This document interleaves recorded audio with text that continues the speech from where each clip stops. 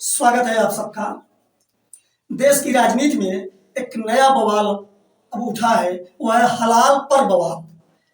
आप सुनते होंगे कि हलाल पर बवाल हो रहा है, हलाल सर्टिफिकेशन का मामला तूल पकड़ा है और राजनीति में छींटाकशी का कारण बन गया है। तो ये हलाल क्या है?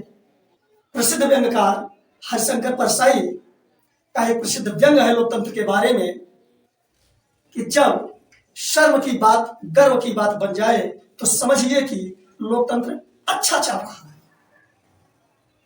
यह मेरी टिप्पणी किसी व्यक्ति विशेष के लिए नहीं है, बल्कि लोकतंत्र के लिए है, जहां उचित और अनुचित बुद्धि और तर्क से नहीं समझा जाता, बल्कि इससे समझा जाता है कि किस पक्ष में अधिक समर्थन है।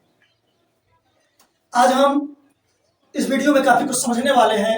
ऐसे बहुत सारे शब्द हो सकते हैं जो आप सुने हो लेकिन आज तक आपको अर्थ स्पष्ट न हुआ हो।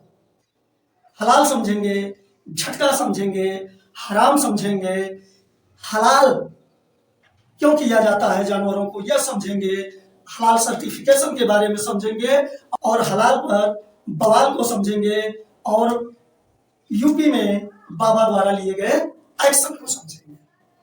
तो शुरू करते हैं सबसे पहले हलाल शब्द और झटका, दोनों में अंतर भी समझेंगे।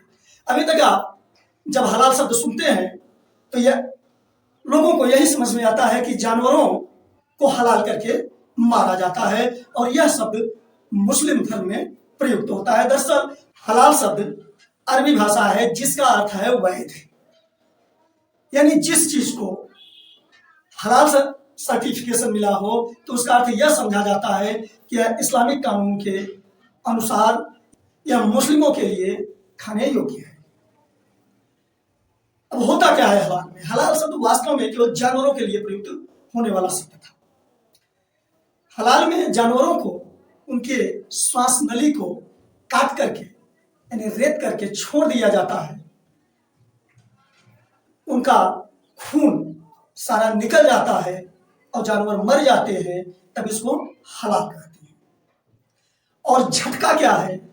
झटका में एक साथ ही उनके गले को काट दिया जाता है, यह झटका है। और मुस्लिम धर्मानुयायी हलाल को ही खाते हैं। अब ऐसा क्यों होता है? इसका क्या कोई वैज्ञानिक आधार है? इसको भी हम थोड़ा समझ लेते हैं। दरअसल यह तर्क दिया जाता है कि जब हलाल करके जानवर को मारा जाता है, देखिए एक बात खेत के साथ कहना पड़ रहा है कि मैं ऐसे किसी भी तस्वीर को नहीं दिखा सकता, क्योंकि मेरा अपना जीवन चरित्र इसे अलाउ नहीं करता। आप फिर भी समझ सकते हैं चीजों को। तो जब गला काट करके छोड़ दिया जाता है, ब्लड निकलता है, तो यह माना जाता है कि अगर जानवर में कोई रोग है तो वह खून के साथ बाहर निकल जाता है और केवल मांस बचता है। और झटका में यह माना जाता है कि जब जानवर के गले को एक झटके में ही काट दिया जाता है तो शरीर में क्लॉटिंग शुरू हो जाती है, खून जमने लगता है और इसके नाते शरीर का रोग बाहर नहीं आ पाता। इसीलिए मुस्लिम धर्म में हलाल खाने की परंपरा है। दरअसल हलाल सर्टिफिकेशन 1974 से शुरू हुआ और यह केवल मांस के लिए ही था, लेकिन 1993 में यह अन्य खाद्य पदार्थों के लिए भी शुरू कर दिया गया। अब यहां देखिए कि सरकारी संस्था यह हलाल सर्टिफिकेट नहीं देती, बल्कि यह हलाल सर्टिफिकेट कुछ संगठन है, मान्यता प्राप्त संगठन और प्राइवेट संस्थाएं हैं, जैसे हलाल इंडिया प्राइवेट लिमिटेड, हलाल certification services India private limited और जमीयत उलमाए हिंद और जमीयत उलमाए हिंद हलाल ट्रस्ट। इस संस्थाएं हैं जो सर्टिफिकेट जारी करती हैं। अब हराम क्या है और हलाल क्या है?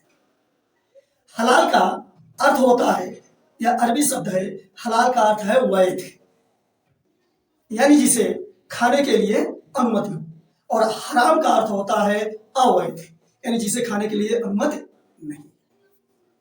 अब इस पर बवाल क्यों शुरू हुआ? अब अभी आपने सुना कि 1993 से अन्य खाद्य पदार्थों पर भी सर्टिफिकेशन जारी हो गया।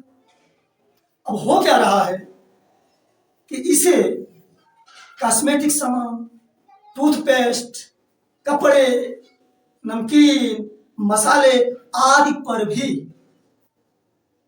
हलाल सर्टिफिकेशन जारी किया जा रहा है।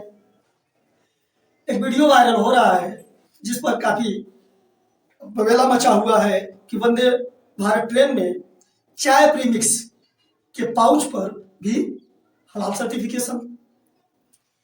अब वो लेने वाला वो कह रहा है कि बताइए, जब यह वेज है, शाकाहारी है, तो इसके लिए हलाल सर्टिफिकेशन की क्या जरूरत है? नॉन वेज तो बात समझ में आती है, लेकिन वेज पर क्यों है? इसी मामले को लेकर के लखनऊ हजरतगंज में एक FIR दर्ज हुआ कि हलाल सर्टिफिकेशन बंद किया जाए।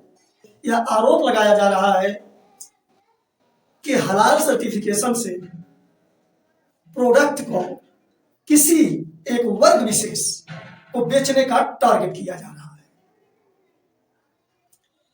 अब आप समझ सकते हैं, यानी फिर दूसरे वर्ग विशेष के प्रोडक्ट नहीं बिक पाएंगे। अब यूपी के मुख्यमंत्री बाबा योगी आदित्यनाथ इस पर सख्त हुए हैं और उत्तर प्रदेश में हलाल सर्टिफिकेशन को अवैध घोषित कर दिया। सरकार का यह कहना है हलाल सर्टिफिकेशन खाद्य सामग्रियों की गुणवत्ता के बारे में भ्रम फैला रहा है, समाज को बांटा जा रहा है और अनुचित लाभ कमाया जा रहा है। देखिए, यह जो प्रश्न उठा है कि शाकाहारी यानी वेज पर हलाल सर्टिफिकेशन की जरूरत क्या है, तो यह भी आप समझ लें कि दरअसल उनका तर्क है यह कि शराब, सुअर की चर्बी आदि अन्य प्रोडक्ट में भी शामिल किए जाते हैं, जैसे कॉस्मेटिक सामान में सुअर की चर्बी वगैरह, ठीक, या खाद्य पदार्थों में एल्कोहल। अब एल्कोहल को शराब ही माना जाता है। ये हलाल सर्टिफिकेट से स्पष्ट होता है कि ऐसे सामान इन चीजों में नहीं डाले गए हैं, जबकि एल्कोहल प्रायः उन सामानों में डाले जाते हैं जिनको अधिक समय तक सुरक्षित रखा जाना है। साथ ही कंपनियां कह रही हैं कि दरअसल ये सामान इस्लामिक देशों में बेचने के लिए भेजा जा रहा है, इसलिए यह सर्टिफिकेशन आवश्यक हो जाता है। आशा है आप इन चीजों को समझ गए होंगे। धन्यवाद।